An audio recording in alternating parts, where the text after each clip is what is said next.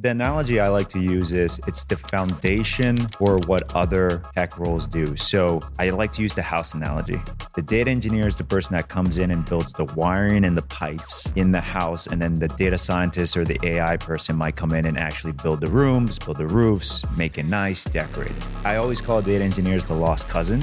We're kind of the underappreciated dogs, if you will, because this room looks amazing, but you can't see the pipes, the electricity, the wirings, right? But it's essential and it's everywhere. We build the infrastructure for that data to actually be accessed.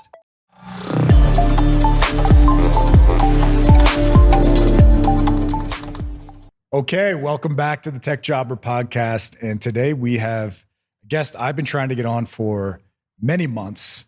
His name is Chris Garcon, and he is the owner and founder of the Data Engineer Academy. Also has some major data engineer roles in big tech companies like Amazon, Lyft, also some startups. He's teaching people how to get amazing careers in the data engineer space, which anyone that follows my content knows those are some pretty high-paying jobs. So, Chris, welcome to the show. Thank you, man. Thank you for having me. I think, last time we tried to do this, the hurricane happened in Miami. So this time I came in last minute for a wedding. So happy to be here. So like I was telling you before, I might be a little hungover. So if I'm moving a little slow, apologies there. But thanks for having me, man. Yeah. Well, I'm super excited about this. I mean, to me, this topic is very personal because I struggle to fill data engineer jobs because the talent pool is so shallow. And obviously you're doing your part to increase that talent pool. So I think that's great. But why don't we start with, why don't you just tell us a little bit about data engineering? What exactly is it at a very simple level? The analogy I like to use is it's the foundation for what other tech roles do. So I like to use the house analogy. The data engineer is the person that comes in and builds the wiring and the pipes in the house, and then the data scientist or the AI person might come in and actually build the rooms, build the roofs, make it nice, decorate it. So I think I always call data engineers the lost cousin. We're kind of the underappreciated dogs, if you will, because this room looks amazing, but you can't see the pipes, the electricity, the wirings, right? But it's essential and it's everywhere, right? So we build the infrastructure for that data to actually be accessed. And that way businesses can use that data to do whatever they need to do. Business insights, dashboards, AI models, whatever it is. So we're cleaning up the dirt, basically. Gotcha. It's an unsexy job, but I think that's why it's been so underrated and why I think it's starting to kind of be brought up to the surface because data is just growing exponentially, basically. Yeah, and then obviously 10 years ago, we didn't know how valuable our data was, but big tech companies did. Oh yeah. And they're kind of driving this demand and increase in interest in the data fields, correct? Right. Oh, 100%. I mean, even going back to Jeff Bezos, somehow he had the foresight to say, oh, we're going to collect every piece of data back when he was building the first version of Amazon. Because they were doing ML 20 years ago, right? They were giving book recommendations based off things that you would search, right? And everybody was like, why did I get, recommended this book that I was searching a week ago? Now everybody knows it's, targeted and ML. Back then it was such a new concept. Even 10 years ago it was a new concept. So, there were people that had that foresight of hey, we need to save every data, even if it costs us, storage costs, right? So like a warehouse. But it's crazy. I think people still undervalue the data they throw away, right? So for example, we have a team of reps that have Zoom calls and phone calls with prospects that might want to sign up for our academy. I mean, those are 100,000 phone calls that we have. That's data. Wow. That's audio that can be converted into some AI model in the future. And literally last month, I almost deleted it. Then I was like, wait, don't delete. I had to tell my team, I was like, hold on, that's actual valuable data. So even that data brings value to my company, right? That I even forgot about. And we're Data Engineer Academy. So it is, I think it's underrated. And even as we speak, there's data getting collected and being generated. So it's everywhere, basically. Yeah. Well, what got you personally interested in the data space? Let's talk about your history a little bit. It's funny. I'll give you the brief kind of overview of me. I went to college. I went to school at Boston College. pre-med, wasn't doing well. Wow. Was actually had to drop out of 2 classes. And then I actually ended up taking a course on entrepreneurship one summer in North Carolina. I fell in love with that idea, but I didn't think I can be an entrepreneur as a job. So I kept, I became a math major and kept looking for what I'm going to do after college. How am I going to make money? What's my salary? What's my job? And I started doing a lot of online courses, and I taught myself SQL in about 3 days. And then I realized at that point, okay, this data stuff is cool because it's like a puzzle to me. I used to be, when I was a kid, I used to just stay up for 12 hours, like doing the puzzle until I finished. I would get ADD and just like not move until I finished it. And so for me, I think that's when I realized, okay, data is like a puzzle. It gives you insights, and then you can use it in your business, right? And actual, impact the business. So what I ended up doing is in college, I ended up sneaking into a machine learning course in the graduate class because they didn't have data courses in the undergrad courses yet. They didn't have ML. That's how early, quote unquote early, ML wasn't taught in colleges 10 years ago. Yeah. That's crazy. So I had to go sneak into like graduate classes at that point. And then at that point I was like, okay, let me try to get a data job. And that's when I got a data analyst job at Amazon. Okay. So what year was that? That was about 2017, Amazon. That's when I moved to Seattle. So I was there for about 3 years, and I got promoted to a data engineer 2.5 years in. Here's the crazy thing is I was doing data engineering work 6 months into my role, but they didn't call it data engineering because, again, that was so new even 7-8 years ago. Yeah. What's crazy is, and this is how this company was birthed, that's when I realized if I had someone to tell me what to do, I could have gotten there in 3 months. Yeah. Not even kidding. And once I realized that, I did actually get there in 3 months, but I was stuck in my job for a little over 2 years, kind of doing work I didn't like, right? Being a monkey. We call it SQL monkey. That's kind of the inside joke. But I think that, and kind of fast forward to the creation of this company, I started posting on Reddit, giving free value on Reddit. And then I realized, holy shit, everybody has the same problem I had 10 years ago. Yeah. No one has solved it. Later on, I kind of realized, okay, this isn't a novel idea. Career, coaching, career advancement has always been a thing. I just didn't realize it was still a thing in the data space. And that's how I created this company. Yeah. Yeah. Well, going back to, you got a job at Amazon. Yeah. Yeah. We got to talk about that. I want to know everything. Yeah. How was the interview process? How was what was the compensation starting? What was that like? I was making 60 grand a year, and I was thrilled. I was thrilled. I think my family combined made 60 grand a year. The interview process was about a 5-round interview loop. Basically, you do one interview. It might be like a coding round. If you pass that, the next round was like 5 1-hour rounds. So this one might be behavioral questions. This one might be Python. This one might be SQL. This one might be another behavioral question. So you go through 6-7 hours of talking to current employees before they give you the offer. So I went through that. They actually flew me out to Seattle.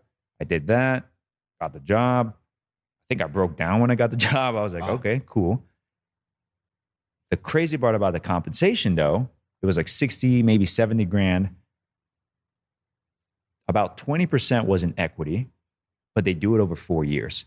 Amazon specifically was like, do you know what a vesting schedule is? Yeah. Yeah. So their vesting schedule was like 5% the first year, 15% the second year, and then like 40-40. Most companies do like 25, 25, 25, 25. Amazon was just, predatory because they were like, we're going to keep you here to the long run. So, but to their defense, they want you to stay in the long run, and they want you to benefit from the equity increase. Yeah. Which is how over those 4 years, that stock went wild. Too. Exactly. So eventually I was making 130, 150. I left to another company to make 200, maybe a little more. It was a startup. And then I went to Lyft, where I was making 350. And again, they gave me the 4-year equity vesting. And when the equity popped, I was making almost 450. Now, what companies started to discover is that eventually they would kind of try to give you less equity because they knew it would raise. So for example, I got friends at NVIDIA making over $1 million per year because their stock just went up 10x. But I think that's one of not to get too ahead of ourselves, but I think that's one of the interesting things I've seen at Data Engineer Academy after talking to 100,000 people, literally on the phone call, not subscribers. Mhm. Most people are working in tech jobs, but not at good tech companies. And so they don't get equity. So when they're making like 200, they're stuck at 200. Yeah. There's no upside. And so what's crazy is the skill level of these guys and the skill level of the guys at big tech, there's like a 10% difference, 20% difference. But the pay is sometimes 3, 4, 5x, right? So to me, that was always interesting because it was like, oh, these guys are miserable at their job. Yeah. Right. And so again, it goes back to like how I felt at Amazon. I was like, okay, I got to get out. But again, not to say anything bad right there, because to be in that position at 21 years old at Amazon is a pretty good spot. To put Amazon and Lyft on your resume, I think I did okay there. Yeah. Well, you mentioned Python was on the interview. I always talk about Python, and if someone just asks me, what do I do? It's kind of my default is get some Python skills, because the demand for talent, like the jobs are up here and the people that know Python are down here. It's crazy. How did you get those skills?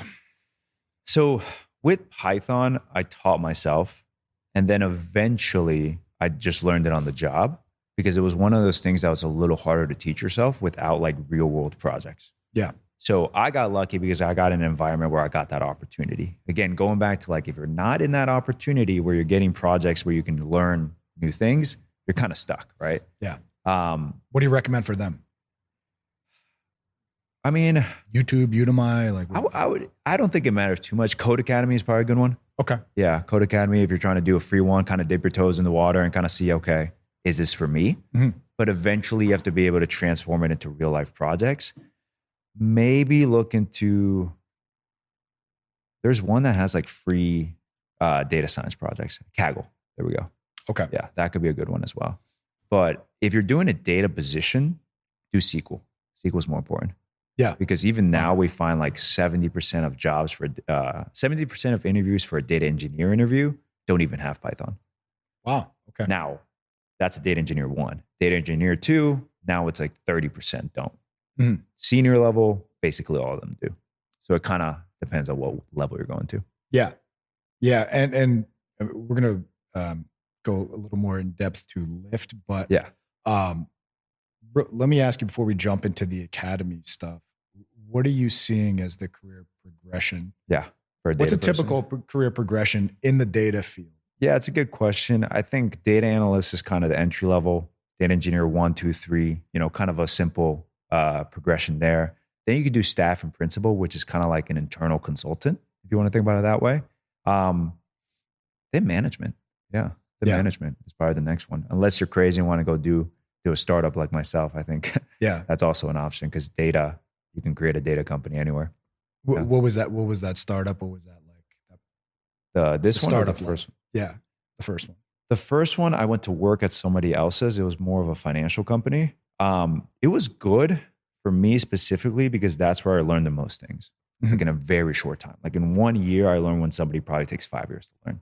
Yeah. So and what type of data projects were you doing working on at that financial company? A lot of cloud, a lot of data warehouses, a lot of pipelines. Mm-hmm. Yeah. So cloud is the big one that we see a lot of people still haven't picked up, and it's really important. I think you were saying something like that too, right? Companies were having trouble filling those.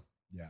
Those two, cloud and data, are killers for me, because it's tough to find good people. Right. And the good ones, the companies have on vesting schedules. Yeah. So it's really tough to get them out. Yeah. So, well, let me ask you this. What is the, because you're saying companies are having a tough time filling them. How many applicants are they getting? Like when one job gets released, how many people apply on that first day? Do you know?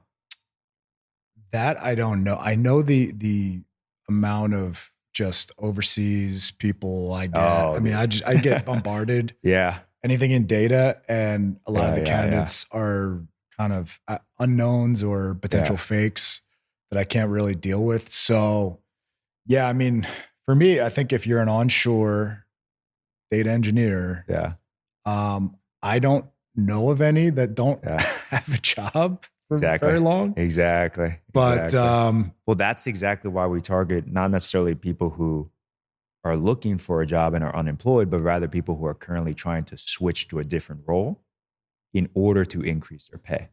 yeah, Right? That's the pain point for them. It's like they're like looking at these people at big tech companies and they're like, I can do that. Why am I getting paid half of what they're getting paid? Mhm. Right. So that's kind of the evolution of that. But no, it's crazy. We know businesses that get like 1,000 applications and then 99% are people they don't even pass on to the interview.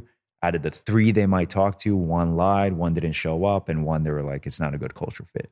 So Yeah. it's crazy. They have to sift through a ton of applications. And that's kind of the paradox is clients are always like, oh, the market is bad. I can't get a job. And then we talk to companies and companies are like, we can't find people. Yeah. And it's like, yeah, there's a solution there. It's upskilling basically. Yeah. It's increasing your skill set. Yeah. Very, very not a novel concept.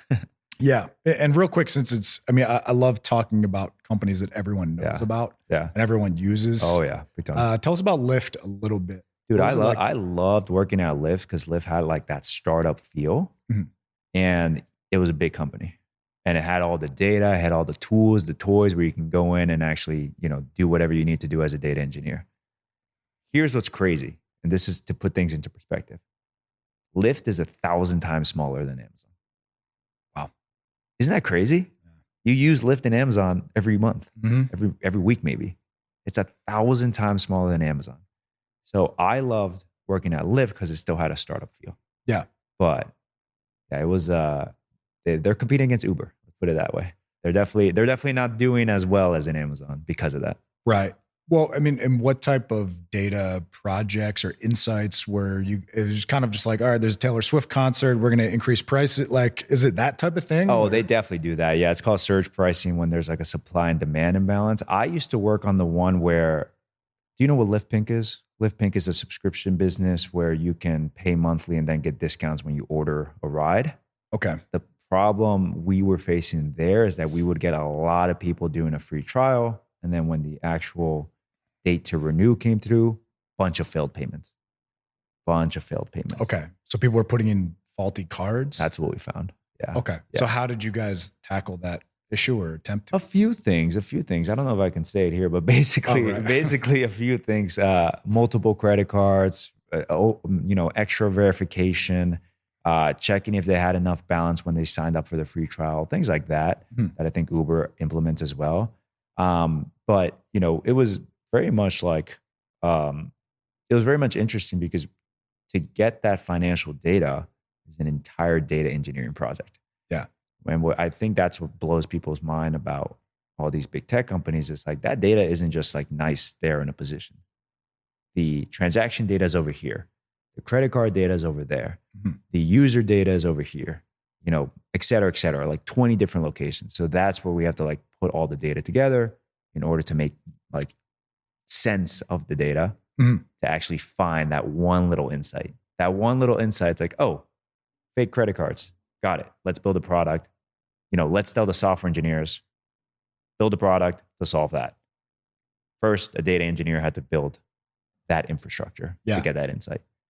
That's a 3 to 9 quarter project, right? It might take 3 quarters to build that out, So it takes a while. But to Lyft, that might be $1 billion lift in revenue, right? So it matters. That's why that's why a data engineer might get paid $400,000 and they don't blink an eye, Yeah, because the savings, it's insane. If you can even at a decent percentage fix that bad credit card issue, exactly, it's hundreds of millions to billions. And that's a limiting belief we see with prospects too. They're like, "There's no way you got paid $500,000. There's no way this person in NVIDIA makes $1 million." I'm like, I think they're still underpaid. It's that simple. It's that simple, So, yeah. Yeah. And that was remote, that job? It was because it was during COVID. Yeah, exactly. Okay. They tried towards the end of it, before I left, it was like 20% in office. Yeah. But at that point they were they were having a hard time getting people to come back in basically. Yeah. Yeah. And what was that was in San Francisco or? I was in Seattle, so they had a little office. They had a little office in Seattle. Yeah. But they are based in San Fran. Yeah. Okay. So was that kind of the final push to start your own thing? Or? Well, for me, it was the Reddit thing.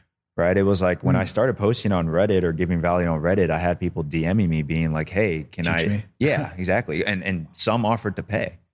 And then I did a very similar boot camp to this about 10 years ago for data science. Because 10 years ago was, data science was the hottest job in tech. And I remember I was in college, barely any money, and I paid this guy $2,500.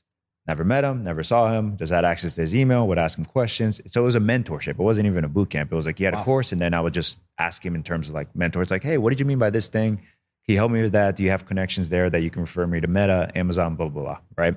So, and we can talk about this later. It's why I don't really like the term boot camp. I prefer mentorship, but I would ask him, and again, I had no money, and this was $2,500. So I was on Reddit, and some guy was like, "Yeah, like what would you charge me?" Blah blah. Blah. I was like, "Well, if I paid $2,500 back then, it's like, would you pay $2,500?" And guy didn't blink. He just sent it, and I was like, "Oh, that's interesting." So little by little, after doing that, I was like, "Oh, this is something people are willing to pay for." Yeah, So I just did it for data engineering, what my mentor did for data science a decade ago. And real quick, what would you say is the difference there? Data science and data engineering. Yeah. So going back to the house analogy, if data engineering is building the pipes and the wires, data science might be, the decorator, right? The couches, the lights, all of that. They're coming in and making sense of the data. So if the data engineers are building the foundation, the data scientists might be building the dashboards or the AI models or ML models to say, hey, based on this data that the data engineer put together, we found this business insight. So for example, data engineers at Lyft might have built the foundation for that financial data. It was a data scientist that actually had to dig in and say, hey, if we implement this, we can actually impact the business by this much, right? Kind of forecast the financial data and say why we should jump on this opportunity now. Because at these big tech companies, there's always a struggle for resources, right? If we have a software engineering team that we need to go tap over there, there's 7 other teams that want them to work on that. And so our data scientist team has to be able to say, maybe via a dashboard or an Excel sheet, whatever, right? Say like, hey, the software engineering team needs to go work on this because this is a bigger problem. So again, it's kind of like the data science team gets the credit, right? Because they go into the meeting and they're like, we got this insight. And the data engineers are like, well, we found it for you. Like we went through the garbage to get the gold for you. But again, I think that's why the data engineers are the lost cousin, in my opinion. Yeah. Yeah. Well, very underrated, obviously. Very underrated, but something tells me not for too long. Yeah. I mean, people like yourself are kind of teaching about all the big money. Yeah. I mean, again, you can work a job that's done at 5, and when you look at the equity and stock options making upwards of $500,000, then it's insane. It's insane. You got to row in the right boat. I keep saying that term to prospects: row in the right boat. Because if you have a data engineer job at Bank of America, no offense to B of A, you're stuck. Your salary might be $150. You don't get any equity. If you get promoted after 2 years, you might get a 5% raise, 10% raise. Yeah. And I think, again, it's nothing crazy. I think most people know it. Your biggest salary jumps are going to come from going to a different company. Yeah. Job hopping. Yeah. And so, like I said before, those people at B of A have 80% of the skill set than those people have, at an Amazon. And so that's what we do. We teach them that 20% via personalized training, basically. Yeah. Okay. So let's get into the academy. Yeah. Took on some one-on-one mentees, I'll say. Yes. And then you said, okay, let's build out the framework. Yeah. How does that look? So it kind of got built out as we went. Basically, the concept is personalized training. Oh. So meaning a prospect's here, they want to go there. We have people look at the gap, and then we create a personalized plan for them. And we give them all the material, and we give them a personalized boot camp, if you want to think about it that way. Oh. And again, it kind of goes back to what I was alluding to before. I'm not a fan of the boot camp name because, great, let's do a 6-week boot camp, blah, blah, blah. It's like, okay, well, it's cookie cutter, but it means you can only serve the people that have that specific gap. We want to try to serve anybody and everybody based on where they start, based on where they're trying to go. Let's see how quickly we can get them there. Oh. So we really want to do like a white glove service of like, hey, we're going to work one-on-one with you.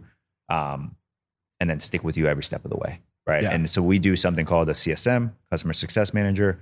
They stick with their person on a one-to-one basis, but then that person has access to 20 coaches at this point, 20 technical professionals to help them learn whatever it is they need to learn in their specific plan, if that makes sense. That's why I like the mentorship name better than the boot camp name. Because boot camp kind of reminds me of college and masters, and it's like, hey, it's the same thing for everybody. Yeah, like everyone would be the same student coming out. Right, but it's just not the case. And I think that's the thing with tech. It's like it's moving so quickly. Everybody's learned 7 different things than the next person. So you really have to personalize it in order for you to move as quickly as you could move.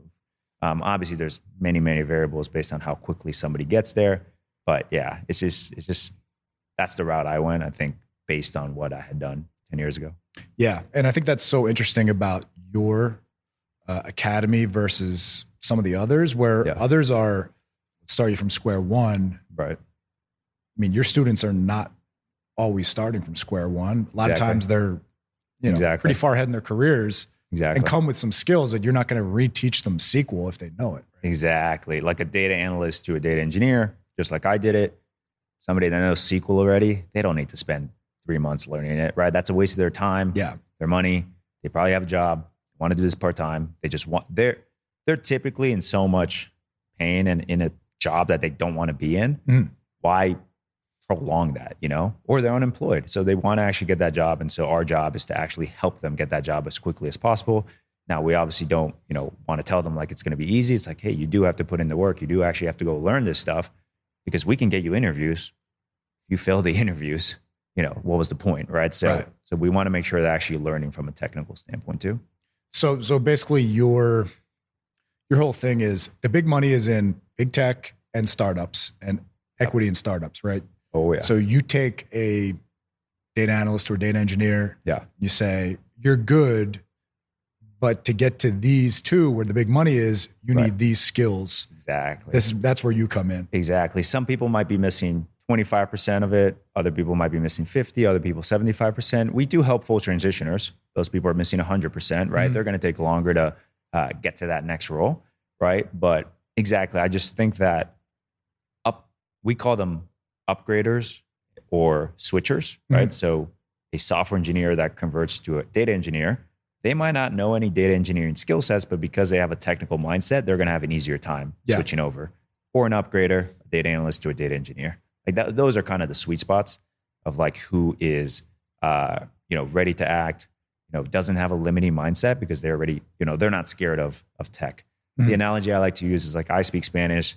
If I had to learn Portuguese right now, I can probably do it easier than the person that doesn't speak Spanish just because I understand it, right? So, but if you ask me to learn Chinese right now, I'm gonna struggle, right? It's gonna be tough. So, it's different avatars is kind of what we've seen, and that upgrader and switcher person is definitely someone that can make a huge jump in their salary very, very, very quickly, like 2, 3, 4 months sometimes. Yeah, and so what specific skills? Yeah. Let's just use that B of A guy. Yep.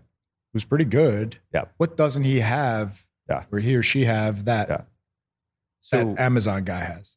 This person might know SQL. So right away, they save 2 to 3 months. They might need to learn Python, data modeling, cloud, right? AWS, Azure, it doesn't really matter. But those 3 things, they can probably learn in 3 months, maybe 4 months. Right. Again, it kind of depends on how many hours they're willing to put in or able to put in. And then what we do is help them apply. And so for them, they're looking at potentially getting their next role well within 6 months, right? Much faster depending on how quickly they go. Now, again, if that person knows SQL and knows Python, we're not going to waste their time with Python. We'll do mock interviews to make sure they can actually ace it and verify that they actually know. But they don't have to learn it. They don't have to do, 3 weeks of Python like a master's program would, right? It just never made sense to me. Alex Ramosi? Yeah. Right, exactly. It's his concept of like time to value, right? Get them to their value as quickly as possible, right? And that's just what they want, right? They don't want to do something they already know, Yeah. All right. So it's that cloud data modeling and buffing up their Python really is what sets them apart. Yeah, and interviewing, right? The interviewing actually matters because you can know SQL, but interviewing in SQL at a big tech company might be totally different. Yeah. Right. Because the thing about the interviews is it's not just whether or not you got the right answer, it's how you came across during the interview. Did you speak out loud? Did you write pseudocode? Did you take a hint when an interviewer gave it to you? Right. And so that I think is a lot. And here's the thing about engineers, they're not the best communicators, right? They're a little nerdy sometimes, and so they do need that training. And I think they undervalue it until they've gone through the program and they're like, shit, like I never knew that. I never knew what the interviewer was actually grading me on, right? Yeah. It's called like a grading template basically. And so we basically give them that grading template because I used to interview at Amazon and Lyft, right? Like interview to hire. And so I tell them like, listen, it's not just whether you get the right or wrong answer. They're looking at these 10 things. Let's make sure you knock it out of the park. Yeah. So I think that is a very undervalued piece in their journey. Is that what you have found the biggest difference in, again, those high paying jobs at the big tech and the startups versus kind of just the general corporate jobs? Yeah, you got to be a good communicator. Yeah, because once you get to that level 3 where you're making 250 and above, you start doing what's called cross collaboration. You just start working with other teams, right? So if you're an introverted, kind of awkward engineer that's like not going to speak up when they see something, companies are like, well, you got to work with the other teams, right? You got to be able to communicate. Kind of going back to that Lyft example, we found an insight that's presented to the software engineers and the stakeholders to actually, convince them that, hey, this needs to be prioritized. So it takes communication, persuasion, all these soft skills that engineers just never thought to work on. Yeah. And I get it, right? I get it. They're heads down coding most of the day. But once you get to those higher levels, that percentage starts to switch. Yeah. You start coding less and less and less the higher up you get. Yeah. And for some of those jobs, you're making director to VP level money. So there's for an individual contributor, which is crazy. They're expecting that next level. Oh, of course. And it's an underrated skill set.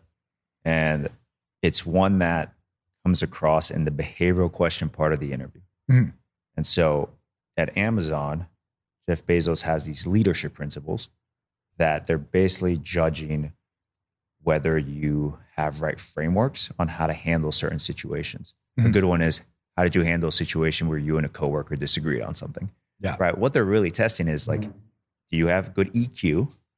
Can you tell the story that you're telling right there and then in a way that's understandable? Right.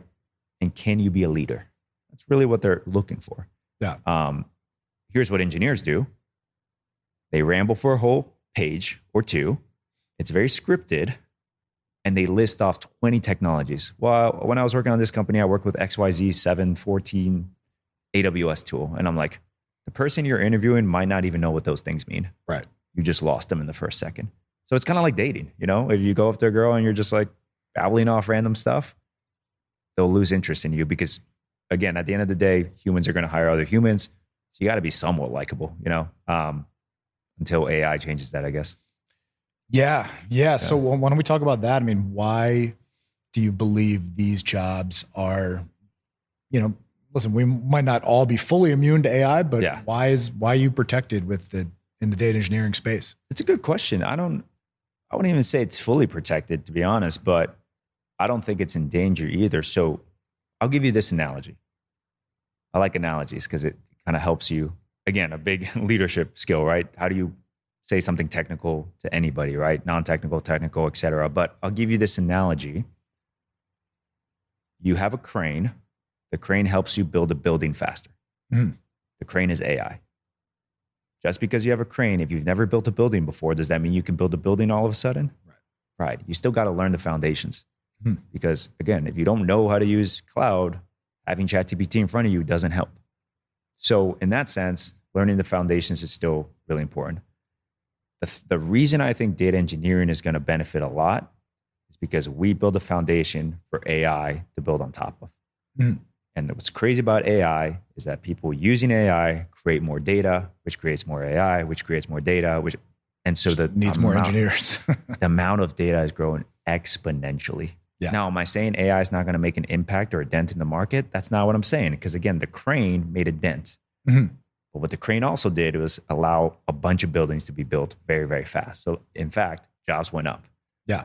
But it did make an impact. And so again, it's I had a mentor tell me this. He was like, the sign of a smart person is when you're able to hold juxtapositions in your head.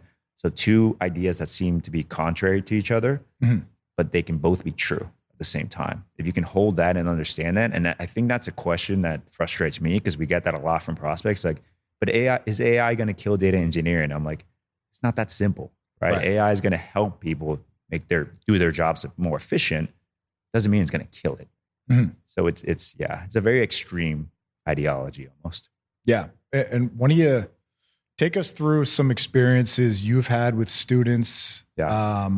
Some interesting, Yeah. okay, well, I took this guy, he was no experience to this. I mean, like, tell us where I've got every avatar. Anyone specifically or just?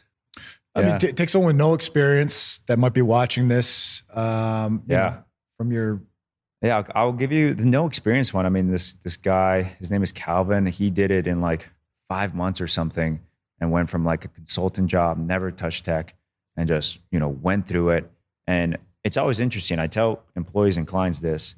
You can tell who's going to do well in the first week based on how many questions they ask, because they're set up with their own Slack channel once they joined. You can tell who's going to kill it right off the bat. And you can tell this guy was just asking questions left and right. And he's like, okay, he's going to do it. And so he did it in about 5 weeks. And one of the features that we have is we apply for our students. Like we scale their applications, right? Because it matters. Speed to lead and volume matter in this day and age. And what's interesting about that, we saw this early on with him watching the rejections happen really demotivated him. And for us, we were just looking at like a numbers game. Yeah. We were like, who cares? You applied to 100 jobs, you got 2 interviews. Who cares? Yeah. Just if you apply to 10 times more, you're going to get 20 interviews. All you need is one job. Yeah. But he's looking at it like, I got 98 rejections. Mm-hmm. So there's such a human component of this. And what happens is they stop applying. And we're like, no, that's not the constraint, right? You don't have to go take another Coursera course. That doesn't matter. Right. What you got to do is apply to 10 times more jobs. Yeah. And we'll help you do it, save you time, etc. But that's, I think, the power of a mentor, of somebody there to guide you. It's like, you're on the right path, don't go off of it. Or you're off the right path, let's put you back on it. Mm-hmm. So that was a really interesting one, because a lot of times with this, we call it a full transitioner avatar, somebody non-tech to tech. A lot of times their biggest bottleneck is just kind of limiting beliefs, right? Mm-hmm. Mindset issues. And so we found that, and we put that into our modules and stuff to help them, because there's only so much we can do when we're, not in the same room as them, right? So we try to really, really help that avatar in a specific way, because they're going to be different than, the switcher or the upgrader that we're talking about. Yeah. And it's most people that you deal with have jobs during the day, correct? Or 50-50? I would say 70-30. 70-30 maybe do have jobs. 75-25. Yeah. 75 do have jobs. 25%, there's pros and cons to those that don't have jobs, funny enough. The pro is that they have a lot more time, so they can go through it more. The con is actually that they don't have a job, so they're stressed. That stress might cause them to actually not do the work that we're telling them to do. Mm-hmm. And I'm glad you brought this up, because it's actually kind of a sad thing we've seen is most people don't upskill until they've already lost their job. Yeah. Right. And it's really unfortunate, because they're waiting to learn something new at the worst time of their life and at the most stressful time. And so, again, I wish I can change people's actions. I don't know if I have that much power, right? But it's one thing where I'm like, just do continuous learning, because what worked 10 years ago or 15 years ago might not work next year. Mm-hmm. And with tech moving as quickly as it does, I'm assuming the pace of learning has to get faster for everybody as well. Yeah. And so I do hope people kind of start to realize that. And specifically in tech, in this industry, I think people have been kind of spoiled. What I mean by that is 15 years ago, you can get if you were a software engineer, you can get a job anywhere, right? Because the demand was so high. What's funny is that all those engineers are kind of going through their first dry market for the first time in 20 years. And so they're like, oh, it's not my fault, it's the market. And I'm like, when's the last time you learned something new? 5 years ago. I'm like, bro, at this point, you got to learn something new every year, or else you're going to fall behind. And so it's a lack of ownership that I see a lot of the times from prospects. They're like, oh, it's not my fault, it's the market. And look, I'm not saying the market is a 10 out of 10. I also don't think it's a 1 out of 10, right? It's not the worst market, it's not the best market. It's somewhere in the middle right now. But everybody's trying to kind of point fingers somewhere else instead of being like, well, when's the last time you learned something new? Like, let's be real with each other, right? So I kind of take it to an extreme. I like to learn something new every day, but again, there's a middle ground somewhere. Is there any common success theme in that you call the first level starters? Yeah. Okay. Anything that's worked really well? Okay. For the full transitioners, I think really, really communicating anytime you're confused or overwhelmed. Again, I think that's why I'm not a fan of boot camps, of the 6-week boot camps, because if you don't have somebody you can talk to one-on-one, even if it's on Zoom or Slack or whatever, or in a group setting, we give clients office hours as well, right? But I think they just kind of it's like a personal trainer, you kind of just need that accountability and someone to talk to. And I think that's what's also missing from college and masters and boot camps and, courses, definitely Coursera. I think that's the difference where it's like, okay, let's make sure you get to your next role, even if we just need to pump you up with a 15-minute talk. Yeah. But the problem is those that ghost us, there's only so much we can do. Right. Yeah. And so that's, the ghosting doesn't really happen with our clients other than that, full transition or avatar. And it's typically a mindset issue probably. And then what about, you called the switcher? That's mainly data analysts that are saying. So the data analyst, the data engineer is kind of the upgrader, right? They're already in data, but they want to upgrade their career. The switcher is like a software engineer going to data, right? Okay. So they're in tech, maybe an IT professional, but they haven't been working with the new tools. So they need to kind of, upgrade that skill set. Those are good. Those are, those people have a background to not be intimidated by tech. But again, it kind of depends when they come to us. Those that are unemployed, they're very stressed out. Yeah. Those that have a job, they're like, I got it. I don't care if I get a job in 3 months or 13 months. So we just help them until they get the job, basically. Yeah. Okay. So maybe it's someone that, engineer or someone in tech has a knowledge of tech. Exactly. We see a lot of software engineers trying to move into some data space because obviously the whole AI boom, right? Yeah. So a lot of software engineers are starting to just realize they need to keep upscaling. And then somebody, like myself, right? Originally, when I created the company, I had, myself in mind, which is like that data analyst. You don't need to spend 2 or 3 years somewhere, not happy, when you could just learn something new in 2 to 3 months and just get to your next role. Yeah. Yeah. And where are they, what skill set are they jumping? Is it like Java guys or saying? It's typically SQL guys, SQL, Python guys. It could be some Java, object-oriented programming language guy that needs to just learn, cloud, data modeling, that kind of stuff. System design is another one. And so, again, not to get too technical here, but all of the stuff that's happening in our phones is built by some architecture that's running in the background. So that's the stuff they need to learn, the famous one is like, if you ever have your Amex card ping you at 2 a.m, it's like, hey, we think fraud is going on, right? That's data engineering stuff happening in the background. Wow. To kind of send that data to your phone and be like, this looks suspicious, Yeah. So it's everywhere, basically. And that's because they're crunching your spending habits in real time. Locations. Exactly. They're saying, like, based on his historical data, Chris never spends money at 2 a.m. in Colombia. We just gotta, attempt a transaction. Let's send an alert to your phone. That's ML. That's running in real time.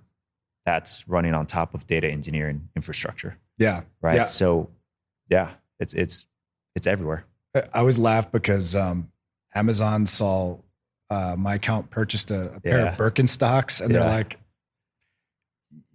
"You don't buy Birkenstocks." Oh, they alerted you? They're like, "You're a hippie funny. now? Like, what's going on here?" That's funny. I was like, "Yep, hey, that's not me." So, that's funny. Yep. They know. They almost right know away. You better than you do. Exactly. Yeah. Well, I'll tell you a crazy one from my time at Amazon. It might be inappropriate, but there's an item that spikes every single August in sales. Guess what the item is? And I'll give you a hint. It's in August. Sexual. Sexual Every item August. in August. Every August. I have no idea. Vibrators. We looked into the data further. College girls were buying vibrators before going to college for the first time. They're away from mom. Boom. Yeah. So it's all the first year college students getting sent to the dorm room. Exactly. So it's stuff like that. And I think that's why I personally love data. I think it's more psychology. Yeah. I had a mentor tell me this. He was like, every row of data, it says something about a person. Yeah. Right. Everything is something a person did. And so I think it's more psychology. And so I think it just fits well with my entrepreneurial mindset, I think. Yeah. Wow. That's crazy. Yeah. What about the upgrader? Because we're going to have a bunch of kind of people in data. Yes. Checking this out and said, I'm hitting that 150. They're making good money. Yeah. But then they hear about you at 450, 500 at one point. Right. Like pretty quickly too. Right. And they're like, I didn't even know that was possible. So let's talk about them. I think a lot of it is for them. Obviously the money is great. I think for them, they're just probably unhappy at their job.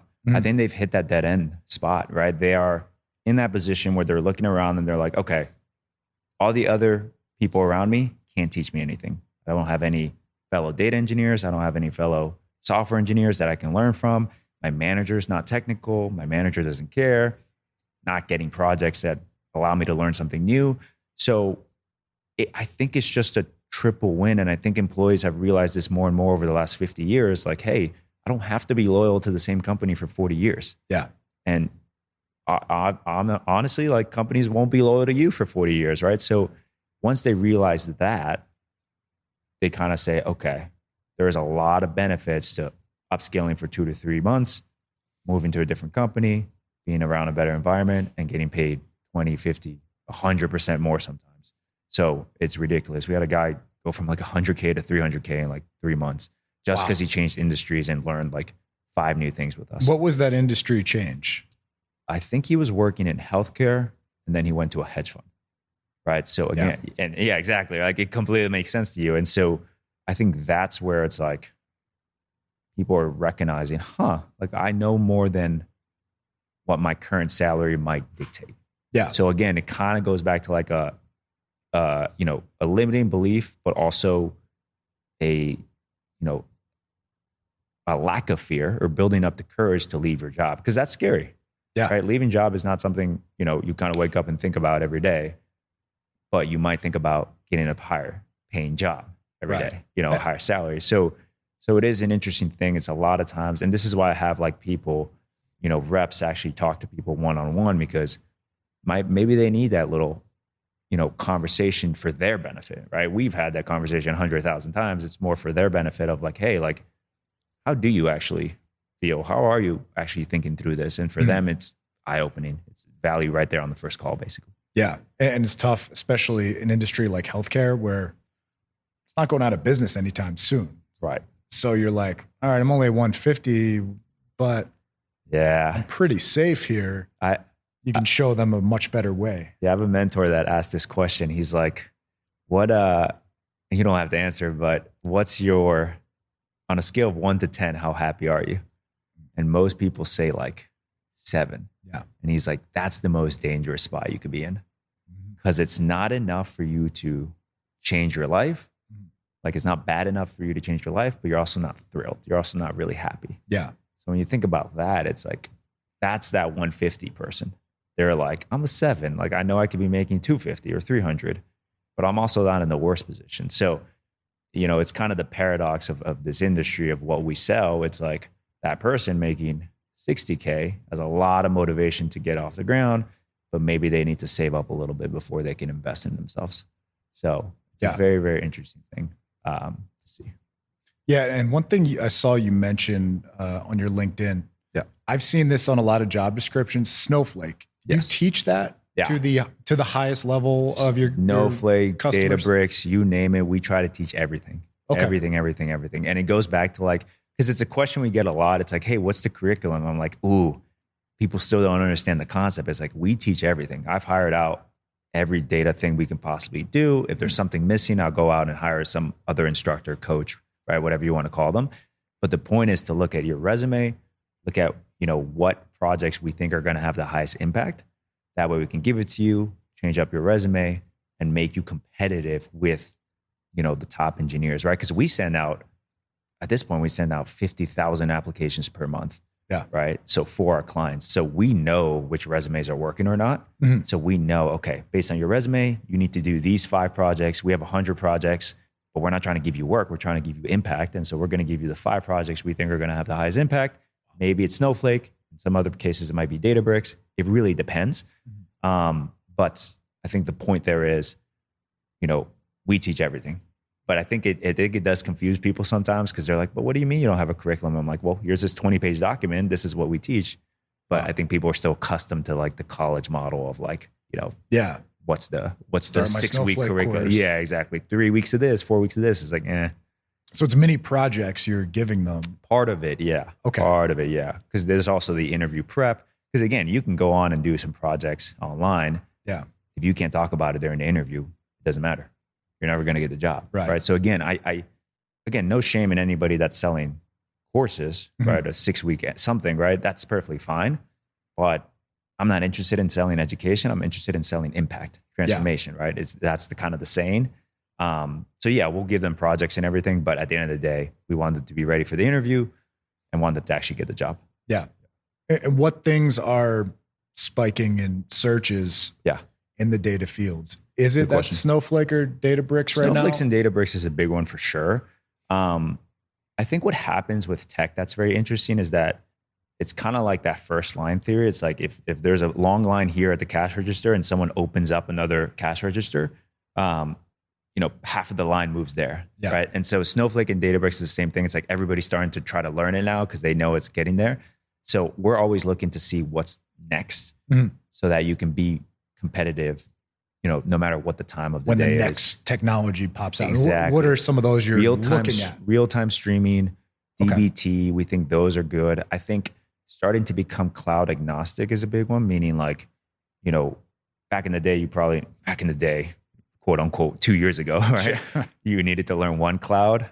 Now it's like you could benefit from learning a second one because there's tools out there that actually can use both clouds. And so SageMaker is one in AWS. So that's one that's primarily focused on ML, right? ML models. And so that's one where, as a data engineer, you might not work on those ML models, but you might work with a data science team by your side. So if you have knowledge of what they're working on, you can become a double threat. But yeah, so the new tools, I would say, obviously DBT, real-time streaming, right? Something that actually alerts, kind of like that Amex example of like, hey, in real time, let's send you a fraud alert. Anything like that, I think is still very, very under-known. Obviously, Snowflake, Databricks is up there. The next one, my guess is related to AI. How do we use AI to do our jobs quicker as data engineers? Again, I think it's going to be more complicated than just ChatGPT, but you kind of need to know the basics in order to use ChatGPT, right? You're not going to use ChatGPT to help you with SQL. You don't know SQL. But I think the overall lesson there on that topic is, what we see a lot is people coming to us and being like, hey, the market is bad. I can't get an interview. We look at their resume and they're like, they know SQL. And it's like, okay, well, is that it? And they're like, yeah, like that's been working for the last 15 years. I'm like, great. The person in college now knows SQL. The 17-year-old now knows SQL. You can't rely on that forever. And so I think, regardless of what the tool is today or next month or next year, depending on when they're watching this video, the idea is to continuous learning basically. But I would say that's a good place to start. Kinesis, real-time, DBT, and be on the lookout for any AI stuff coming out. Yeah. We might be coming out with something. Oh, wow. So we'll see there. Yeah. And what's your take on college? Obviously, you're a competitor to college now. Yeah. It's a good question. Obviously, you're significantly cheaper than even one semester of most colleges, right? So I got a few hot takes on this one, but the master's programs, I think they're going to go instinct. Master's programs specifically. I'll talk about college in a second. MBAs, master's programs, 2-year degree type of things, I think are in danger, right? From what we're seeing, because these coaching programs, online courses, mentorship stuff, such as DEA, Data Engineer Academy, 90% cheaper, 90% faster, more efficient because people don't want to sit in a classroom for 2 years, spending 100K, having to potentially quit their job. Mhm. Just like I was saying, like sometimes these are working professionals that just want to learn for 2 or 3 months and get their next job. So again, I don't see a place for master's degrees unless you're, obviously a doctor, a lawyer, something that you need to do. With college, I kind of like to segment it. I think Harvard and Yale and top schools are underrated. I think they're not charging enough. I think they're actually underpriced. And this is a take most people don't really hear, but the reason is the value there is the network. Mhm. If I want to go get a billionaire mentor right now, I have to pay 100 grand a year, Yeah. maybe 200 grand a year. You pay 70 grand a year for Harvard, you become actual friends, build genuine relationships with a bunch of people whose fathers are probably billionaires. Yeah. And the Harvard brand sticks with you for the rest of your life. Mhm. I think top schools are underpriced. I Wow. really, really do. With that said, the other 80%, we'll see. I'm not too optimistic about where they're going to be in 20, 30, 40 years because by the time I have kids in 30 years, their bill is going to be $1 million, right? Over Yeah. 4 years. It's going to be crazy. I don't know if people are going to continue to buy that unless they find a way to make it cheaper. Now, with that said, I don't think it necessarily means everybody should just go do self-taught things. Right. Because realistically speaking, that's not how people are wired. I don't think, I think the other extreme that people go to is like, hey, you can just buy a $10 textbook on accounting, right? It's like, all right, well, the person that's motivated enough to do that is going to do that no matter what. Yeah. Most people have the problem of not having the motivation to do that. So in a way, that 80% of the colleges, they're kind of babysitters, to be honest. But it's not a bad thing. The question just is, how do we make it cheaper? Because if you're in a bottom 40% school and you're taking out 300 grand in debt, we know what the economics are. It's not working, right? People coming out of debt, getting a job for minimum wage and have 300 grand in debt. Then they still come to you and exactly wanting to actually do something. Yeah. After the 300. Exactly. And so, we kind of are starting to hear like, hey, this, millennials aren't able to afford a house, blah, blah, blah. I'm like, the next one's going to be they're not able to afford school. Yeah. And so again, it's kind of crazy because there's no real restrictions on how, who can take out a school loan when in reality it's like, you're giving an 18-year-old a loan of 300 grand. So again, it's a take that I think is starting to come out more. I'm not saying 80% of schools have to go instinct, but again, I think something remote like what we do is a solution. It's an alternative at least. So let's see what happens there. But I would say we compete more with masters. Like I said, like Harvard, Yale, I think they're underpriced. I think they're charging what others do. And I'm like, kind of don't get that, to be honest. So we'll see. I haven't heard that take yet. Yeah. It seems like, initially college, the experience was such a big deal. Right. But I feel like with the, we know people in Miami, they're earning 100K a month, dude, as 20-year-olds. Insane. They're living pretty great experiences. Insane. Too, I know a few 17, 18-year-olds that are, thinking about, they've built 8-figure businesses with no code tools. Now they got smart because once they built it with no code tools, then they learned the engineering stuff because they were like, oh, I can do a lot more if I learn engineering. I have a mentor that says this all the time. He's like, very soon, maybe this year, there's going to be stuff where you can just be like, all right, like spin up a Stripe competitor, have it ready by the morning, and AI just builds it all. Wow. So the software might not be, the initial competitive advantage. It might be the brand. But at the same time, if you learn engineering on top of that, then you can actually take that stuff to the next level. So you still kind of need to know both, which is why, again, continuous learning. But you're right, man. I know 17, 20-year-olds who are just crushing it. Crushing it, dude. Yeah. Yeah. Why don't you give one last, pitch on the Data Engineer Academy? My pitch is there's not enough people doing, not enough people with these skill sets for me to place in jobs. So, right. But what about you? So I'll leave you with this. One of the things you do when you start to build a company as a founder, you start to instill mission values or leadership principles, if you will, to kind of build a culture of your company. And one of the things I tell my employees all the time, extreme ownership, right? I hate when an employee says, hey, that wasn't my job, so I didn't do it. I'm like, great. Imagine being a parent and being like, well, I didn't pick up the kid because my wife was supposed to. Right. So I just left my kid there for 20 minutes. It's like, what are you talking about, right? Extreme ownership. Do what needs to be done. Get it done for the sake of the team, the sake of the company. I would just say do that for your own career, right? Treat it like a job, treat it like your company, and really self-audit and ask yourself, like we were talking about before, when's the last time you learned something new, right? When's the last time you reached out for help? When's the last time you admitted like, hey, I'm not happy, right? And just kind of make that jump. Because again, the technical stuff, it will come. I know everybody's obsessed with what should I learn, this or that or that. It's like, great. That's just about sitting down and putting in the work. But once you know what you need to do, which is the biggest problem, right? Because people don't have clarity, then it's just a matter of doing it. Yeah. We've talked to 100,000 people. I can't tell you how many times I hear, because we asked them, how long have you been thinking about making this change? The average answer is about 1 to 4 years. They've been thinking, quote unquote, about doing something for 1 to 4 years, some 10 to 20, when this process takes 2, 3, 4, at worst, 7 months. Yeah. They've been thinking about it for 10 times longer than it takes. So again, I can sit here and tell you to do XYZ tool. The biggest bottleneck, I guarantee you, is probably just your mindset. It's taking action. Yeah, it's just limiting belief. Yeah. And it's crazy. And Alex Ramosi has a great clip on that too, right? He was like, it took me a year to start this thing. Once I did it, it took me 4 days. Yeah. He has a great short on that, and you'll put it somewhere below, but it's one of those where it's like, you just got to take action, because the time you spend, quote unquote, thinking about it is real cost.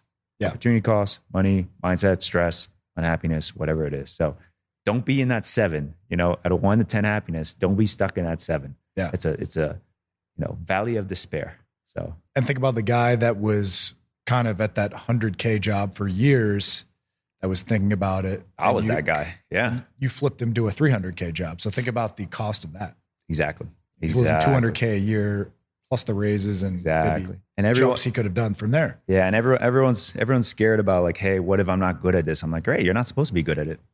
It's like me saying I'm not going to be good at guitar. It's like, great. Well, if I've never played it, I'm not going to be good at it, right? Yeah. I'm not going to be good out of the womb. So again, I think, it's a challenge, and I empathize with people when they're like scared or fearful or hate getting rejected by a bunch of applications, but that's why we're here, right? And again, if you want to go at AI yourself, I think that also works too, but don't get in that analysis by paralysis mode, Yeah. And then that's the biggest advice. And especially with these jobs, even if you're not good, there's such a lack of people. If you're mediocre, you're going to get a job. I don't know any mediocre data engineers that aren't employed right now. What do companies tell you when they look at these applications? Are they just like, they just know they don't have the skills? The people that don't get it just don't know anything. Yeah. They don't know the first thing about Python. They can't answer one question, and that's why they don't get the job. So it's really, it's ones and zeros in this space, I'll say. As someone I've dealt with tons of data engineers. Right. And most are fake. Yeah. Yeah. Most are totally fraudulent. So yeah. No, we know, we were talking about this before. We know people who are outsourcing their interviews, to across the country, and it's like, or out of the country. And I'm like, that's not going to go well. It's funny. We were trying to hire for a data engineer ourselves. Some dude was using AI to do the interview. I'm like, I can see the reflection in your glasses. Like, what do you do? So yeah, it's again, it's a weird paradox, because people always say I can't get a job, and then companies say I can't find good talent. So we started talking to companies as well and trying to see if we can help them. But yeah, right now I think the biggest thing that can help is just people upskilling. So yeah. Don't if you're thinking about it, if you're on the fence about data engineering, you hear about the big salaries, don't hesitate. Give his team a call. We'll have all the links for the Data Engineer Academy in the show notes and all the shorts. And Chris, glad we finally made this happen, man. Dude, thank you for having me. Yeah, man. Yeah. Awesome. Well, again, check out the Academy, and we'll catch you guys next time.